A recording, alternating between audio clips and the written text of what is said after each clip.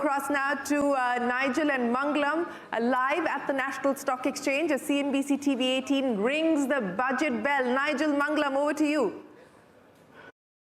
Well, what a day it is, right? We're calling it a Super Saturday. We're calling it the day where we seize the moment, and that's exactly what the hope is out there as well. We're here at the NSE on a special trading session for the budget with special people as well. We have the man himself. Sir, what are your expectations from the budget? Because the stock market wants no change from a tax standpoint, be it the long-term capital gains, short-term capital gains, STT. They want some sort of relief. What are your expectations? Let's start with that. Running an exchange is basically providing the framework. The markets participants have their own perspectives. We as exchange have our own perspectives, and so we tend to work more on the developmental side, saying if the country grows, if the businesses grow, then naturally the markets will grow, and the taxes are more temporary in a way, so that's where we try to focus more on the developmental side and the growth side of the budget. Definitely, but I'm sure that you would have some desire for from the stock market standpoint. No, idea is to have more consistent approach which the government has taken over last 10 years. And if you look at it the other way around, what are the sources of revenue for the government and what are the sources of expenditure? And literally GST is a situation where all the states have a veto. So GST is something the central government cannot do on the budget. What remains is only the income tax part of it. And that's where most of the time, last 10 years, you have seen some changes here and there. But again, because everyone has expectations in terms of the spend, that the social spend has to be there on the food, on Ayushman Bharat and many other things, as well as or infrastructure, and that's where the government will be sort of trying to juggle all these things, and we are pretty sanguine that if they are able to spend money on infrastructure, then naturally it increases India's ability to grow faster, and of course the markets will also benefit in the long run. All right. Sir, this time capital market has been a big contributor to the tax kitty as well. Do you think this momentum to continue? Of course, see, India is just growing. I think the growth has started. More people are participating, and so STDs and sort of a framework of capital gains tax also have come in over last few years. And I think put together, if India continues to grow, more people continue to participate. STD number has already breached the expectations of this year. Do you expect any STD cut in this budget? For me, the STT itself is so small, people don't even realize. And that's why I don't think there's going to be too much of tinkering with the STT part at all. All right, but the markets will be hoping for some kind of a booster shot, so let's wait by for that. Gautam, let's come across to you. What's the crucial number you're looking at? We have been having this debate whether we're going to be focusing more on consumption or capital expenditure. What's the crucial number we should be tracking? So the headline number will be fiscal consolidation, which will anyway be lower than what we have seen over the last 2 years, which is great. What's the number that will keep you happy? So our forecast is 40 basis point consolidation this year, which is lower than 80 basis point we saw for FY25, so it will be good. But I think more than the headline number, the mix of small schemes, packages, etc., whether it turns the sentiment both for consumers and corporates. That's what markets would look at. Let's go across to... Let me ask yes. Nilesh on the capex front. Nilesh, you expect Dhoni-like batting in the last 3 months to meet the capex number?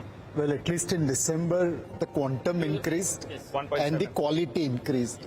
So let's hope that Dhoni spirit lives in the capex and we achieve 11,111 crores auspicious number.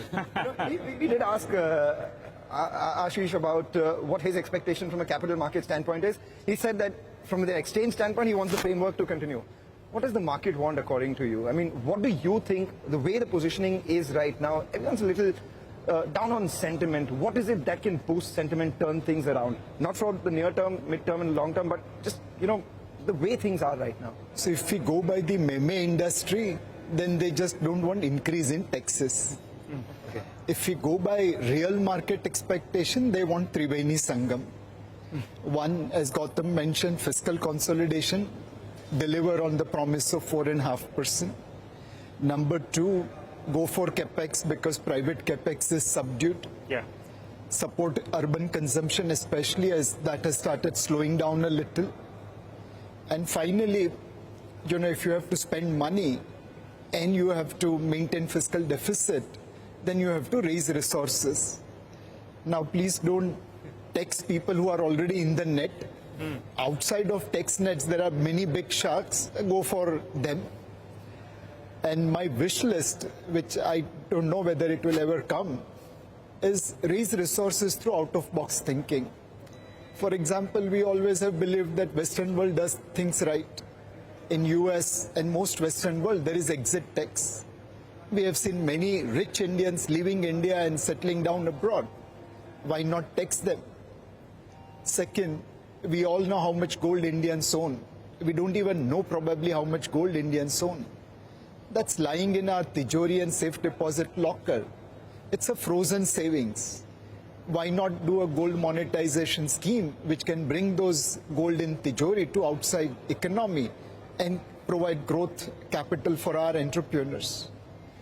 The third thing, we have been managing our PSUs pretty well in last couple of years, but overall return on equity on PSUs, bearing few exceptions, is really poor. Should we copy someone like GIC, Temasek or Norges kind of sovereign wealth fund, which allows us to manage our PSU assets better, generate better return? So there are multiple ways outside of economic survey, outside of budget, to raise resources, use those resources to fund capex and other investments, and maintain the path of fiscal prudence. That will blow the market's mind. Okay, all right, Nilesh, I thought, my imagination was going a little wilder since the SIP flows have been strong, the domestic money has been strong. Do something to, give a little further impetus, because those FIs have been selling. Nigel, what will be the happy return for you in SIP? For me? Yep. I'm going to keep it going.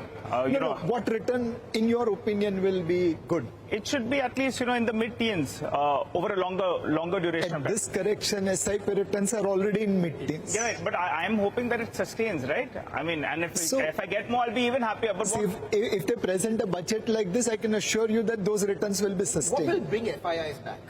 $30 billion sold over the last 4 months or so. What do you think will I bring guess them it's not back? about only the FII, but the FDI as well. Yeah. Anything in the budget that you expect that will draw a lot of FDI capital and FII capital.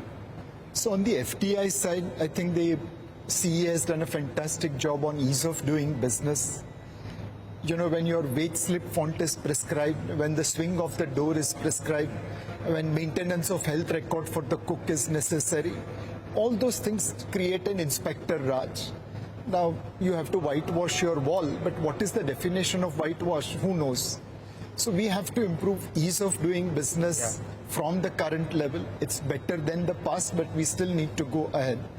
If we improve ease of doing business, my feeling is that FDI will come back. Please remember that there is also FDI going out with people like Hyundai booking profit, LG booking profit, Whirlpool booking profit. So it's that experience that in India there is exit also. In most global market there is Chakravyu. You can enter, you can't go out. So FDI will come provided we can improve ease of doing business.